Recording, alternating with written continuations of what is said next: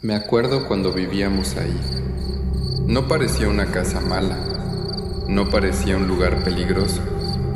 Era solo una casa vieja, con patio grande, como muchas en los pueblos.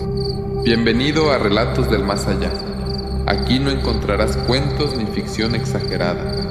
Las historias que escucharás están basadas en testimonios reales, relatos de personas comunes, a las que les ocurrió algo que nunca pudieron explicar. Nombres, fechas y lugares han sido conservados para respetar la memoria de quienes lo vivieron. Si decides quedarte, escucha con atención, porque algunas de estas historias no terminaron cuando dejaron de contarse. Me llamo Andrés Molina. Vivimos ahí, entre marzo y julio de 2019, en las afueras de San Vicente de Chucurí, Santander. Éramos mi esposa Laura, mis hijos Samuel y Martina, y yo.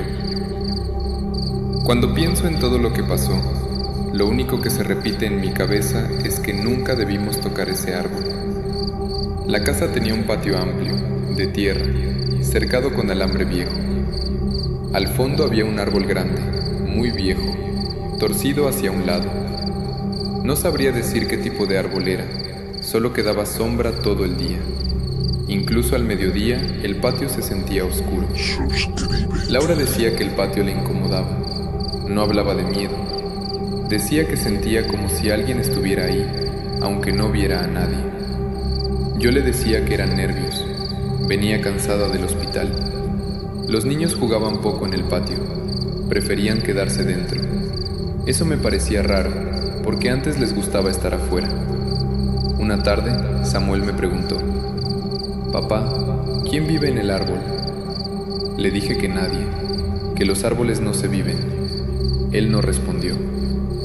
El vecino de al lado se llamaba Efraín Rojas. Vivía ahí desde hacía muchos años. El segundo día que nos vio en el patio, miró el árbol y luego a mí. «Ese árbol lleva ahí más tiempo que cualquiera de nosotros», me dijo. «¿Y?», le respondí. «Nada, solo digo». Nunca explicó más. El 20 de abril decidimos cortarlo. No fue por nada raro. Las raíces levantaban el suelo. La sombra mantenía humedad. Yo pensaba en arreglar el patio para los niños. Cuando el tronco se abrió, salió un olor fuerte. No era olor a madera fresca. Era un olor viejo, como tierra encerrada por años. Esa noche, Martina habló dormida. «Se quedó sin casa». Laura me miró. Yo le dije que era un sueño. A las 2:17 de la madrugada me despertaron unos pasos. Venían del patio. No corrían, no golpeaban, caminaban lento. Pensé en un animal, pero no escuché uñas, escuché pies. No me levanté. Al otro día, la tierra cerca del tronco estaba removida. Había marcas pequeñas. No quise mirarlas mucho. Hoy sé que ese fue el momento exacto en que algo empezó a reclamarnos la casa. Después de eso intentamos seguir con la rutina. Despertarnos temprano, preparar a los niños, ir al trabajo. Hacer como si nada hubiera cambiado. Pero algo ya estaba distinto. Laura empezó a evitar el patio. Salía solo lo necesario. Tender la ropa rápido, volver a entrar sin quedarse mirando. Decía que sentía frío ahí, incluso cuando hacía calor. Los niños dejaron de pedir permiso para salir afuera. Antes discutían por jugar, ahora no. Samuel se levantaba cansado. No decía que tuviera pesadillas, solo decía que no dormía bien. Martina empezó a despertarse en la noche. No lloraba, solo se sentaba en la cama mirando hacia la puerta. Una madrugada la encontré de pie en el pasillo. «¿Qué haces despierta?», le pregunté. «Está caminando», me dijo. No pregunté quién. A los pocos días empezaron a desaparecer cosas pequeñas. Primero no le dimos importancia. Una cuchara, un juguete, un zapato del uniforme. Pensamos que los niños los movían, hasta que Laura encontró un muñeco de Martina, enterrado a medias, detrás del tronco cortado. Estaba sucio, lleno de tierra húmeda. Martina dijo que no lo había sacado. Los pasos siguieron escuchándose, siempre a la misma hora, 2:17 de la madrugada. No todas las noches, pero casi. A veces empezaban lejos, cerca del cerco. Otras veces, más cerca de la casa. Nunca corrían, nunca golpeaban, solo caminaban. Una noche escuché algo más. No fue una voz clara, fue como un murmullo bajo, casi pegado al suelo.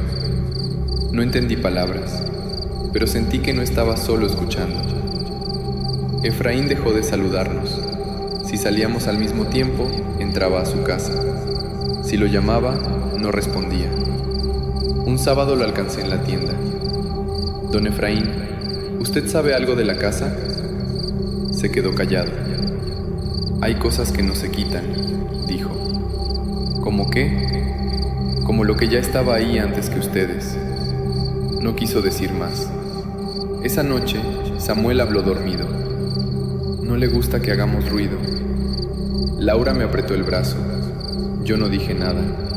Empecé a pensar en irnos, pero siempre pasaba algo. Un gasto, un problema, una excusa. Como si la casa nos diera tiempo, pero no permiso. Al amanecer, el patio estaba otra vez removido. Las marcas seguían ahí, pequeñas, irregulares. Me agaché a mirarlas con cuidado. No parecían de animal, tampoco de niño. Tenían dedos, pero no como los nuestros. Ahí entendí que no era imaginación, y que lo que habíamos despertado ya sabía que vivíamos ahí. Con el paso de los días, todo se volvió más silencioso. No había ruidos fuertes, pero algo estaba ahí, siempre. Una sensación constante de que nos observaban, que no éramos los dueños de la casa, sino visitantes temporales. Samuel empezó a hablar solo, en voz baja, mientras jugaba. No eran juegos normales. Se detenía de repente, miraba al patio y decía cosas que no entendía. Papá, el señor pequeño está afuera otra vez. Yo lo miré, intentando no mostrar miedo.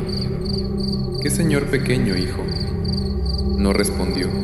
Se quedó en silencio, con los ojos fijos hacia el árbol cortado. Martina también comenzó a reaccionar. Se levantaba por las noches, caminaba hacia la puerta del patio. No lloraba, no gritaba, solo miraba, como si esperara algo. Los pasos continuaban apareciendo siempre a la misma hora, 2:17 de la madrugada.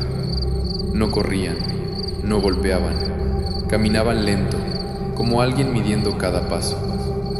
Una noche escuché un murmullo cerca de la ventana de los niños. No entendí las palabras, pero la forma de la voz era infantil, temblorosa y firme a la vez, algo que no debía estar allí. Laura dejó de salir al patio. Solo lo cruzaba rápido cuando tendía la ropa. Nunca se quedaba mirando, nunca comentaba nada más. Yo podía sentir que tenía miedo, pero no quería decirlo. A medida que pasaban los días, la tierra alrededor del tronco cortado mostraba nuevas marcas, pequeñas, irregulares, como dedos de niño, pero deformes. Las encontrábamos siempre por la mañana, aunque nadie hubiera salido al patio en la noche. Una tarde, al volver del trabajo, noté algo diferente. Samuel estaba sentado en la terraza, mirando fijamente el patio. Papá, él quiere que lo pongamos de nuevo, dijo en voz baja. ¿Qué, hijo? Pregunté, tratando de sonar normal. El árbol, el señor pequeño, dice que lo pongamos otra vez. Me quedé callado. No sabía qué decir. Los vecinos empezaron a evitar hablar del tema. Efraín Rojas, el hombre que nos había advertido al principio, dejó de saludarnos completamente. Si nos veía, entraba a su casa sin mirarnos. Una vez lo alcancé en la tienda del pueblo. Don Efraín, ¿sabe algo de la casa? Hay cosas que no se quitan, respondió con voz baja. Cosas que estaban ahí antes que ustedes llegaran. No dijo más y se fue. Esa noche, Martina se levantó de su cama y caminó hacia la ventana que daba al patio. No dijo nada, solo señaló hacia afuera. Está esperando. Laura y yo nos miramos en silencio. Sabíamos que ya no estábamos solos, que lo que despertamos con el árbol caído había empezado a reclamar la casa. Con el paso de los días, ya no era solo una sensación. La casa empezó a comportarse de manera extraña. Puertas que crujían sin viento, sombras que parecían detenerse en el patio, movimientos leves en los objetos del interior. Nada grande, solo señales pequeñas, pero suficientes para que supiéramos que no estábamos solos. Samuel comenzó a hablar directamente de él. Papá, él me dijo que no toque nada del patio. Yo le pregunté quién. El señor pequeño. Su voz era seria, no era un juego. Martina también empezó a comunicarse con algo invisible. Se sentaba frente al patio y hablaba en susurros. No podía escuchar lo que decía, pero parecía conversar. Y cuando le preguntaba, solo me miraba con esos ojos grandes y me decía: «No entiende, papi». Las noches eran más largas. Los pasos seguían apareciendo a la misma hora, 2:17 de la madrugada. Siempre cerca del patio, siempre lentos. Nunca corrían, nunca golpeaban, pero se escuchaban claramente. Una noche escuché que Samuel se levantaba y susurraba palabras que no entendía. «Ahora sí me escuchas», decía. Me levanté de la cama, miré hacia el pasillo. No había nadie, solo el silencio y la sensación de que alguien nos estaba mirando desde el patio. Laura empezó a perder la calma. Se quedaba despierta más tiempo. Revisaba los alrededores, revisaba la puerta del patio. Siempre con miedo, aunque no decía nada. Al amanecer, la tierra del patio siempre mostraba nuevas marcas, pequeñas, irregulares, como pies de niño, pero deformes. No coincidían con los de Samuel ni con los de Martina. No coincidían con los de ningún animal conocido. Un día, Samuel encontró una piedra pequeña sobre la mesa del patio. No estaba allí antes. «Papá, él la puso», dijo. Intenté mantener la calma. No dije nada. Los vecinos ya no hablaban del tema. Si nos veían, giraban la cabeza y seguían su camino. Efraín Rojas nunca volvió a comentarlo. Parecía que todo el pueblo sabía algo, pero nadie quería hablar. Una noche, Martina se acercó a mí mientras revisaba la puerta. «Papi, él quiere que nos vayamos». Laura y yo nos miramos en silencio. Sabíamos que la decisión se acercaba, pero no estábamos preparados. Hoy recuerdo esa sensación con claridad, como si la casa misma estuviera viva. Como si cada pared, cada sombra, cada hoja removida del patio nos recordara que algo más vivía allí y no nos dejaría ir fácilmente. Con cada día que pasaba, la rutina se volvía más pesada. No era solo el trabajo, la escuela o las tareas de la casa. Era sentir que cada espacio estaba ocupado por algo que no podíamos ver. El aire del patio olía diferente, más húmedo, más pesado, como si el árbol hubiera dejado una memoria que no se iba. Samuel y Martina ya no jugaban juntos como antes. Se miraban, se entendían sin decir palabras. Hablaban con algo que no estaba allí. Una tarde, Samuel me detuvo mientras recogía ropa. «Papá, él me dijo que no mire hacia allá». Señalaba la zona donde estaba el árbol. Intenté sonreír, disimular. No funcionó. Por las noches, los pasos continuaban, siempre a la misma hora, pero ahora más cerca de la casa. A veces, se escuchaban debajo de la ventana del dormitorio de los niños. Martina se levantaba y los miraba, murmurando palabras que no entendíamos. «No nos vamos a ir sin él». Laura y yo nos quedábamos en silencio. Nos mirábamos, sabiendo que no podíamos explicar nada, ni a nadie, ni siquiera a nosotros mismos. La tierra del patio se movía de manera extraña, huellas pequeñas, irregulares, siempre alrededor del tronco cortado. Parecían caminar, rodear, observar. Un día conté más de 10 huellas que no podían ser de los niños. Me arrodillé, la señalé con cuidado y un frío me recorrió la espalda. No dije nada. Laura no preguntó. Los vecinos ya no cruzaban palabras, sabían y no hablaban. El pueblo entero parecía guardar silencio sobre algo que todos conocían, pero nadie quería nombrar. Yo no dormía bien. Cada ruido, cada sombra, cada crujido del patio parecía un recordatorio. No debimos tocar el árbol. Aprendimos a vivir con él. No había contacto directo, no había ataques, solo presencia. Se movía con nosotros en el día y se sentía más fuerte en la noche. Samuel comenzó a dibujar pequeños árboles torcidos, figuras diminutas entre las raíces. Martina murmuraba mientras jugaba. Él dice que nos cuidemos. Yo pregunté quién. Ella solo me miró y sonrió débilmente. Era como si entendiera algo que nosotros no podíamos. Cada noche, a las 2:17, los pasos regresaban. A veces se acercaban a la casa, otras veces daban vueltas alrededor del patio. Yo me despertaba escuchando, con el corazón latiendo lento pero fuerte. Laura permanecía despierta, respirando bajo, como conteniendo algo.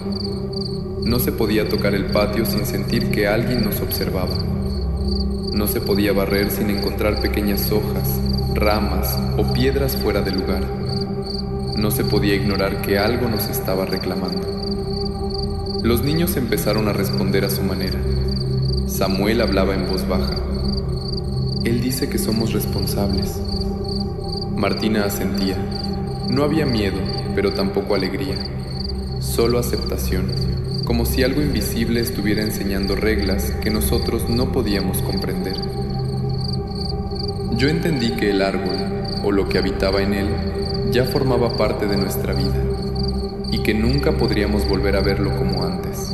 Nos fuimos el 12 de julio de 2019. No hubo despedidas especiales ni explicaciones. Simplemente recogimos lo necesario y dejamos la casa como estaba. La tierra del patio seguía removida. Las marcas pequeñas permanecían alrededor del tronco cortado. Samuel y Martina no dijeron mucho durante el viaje.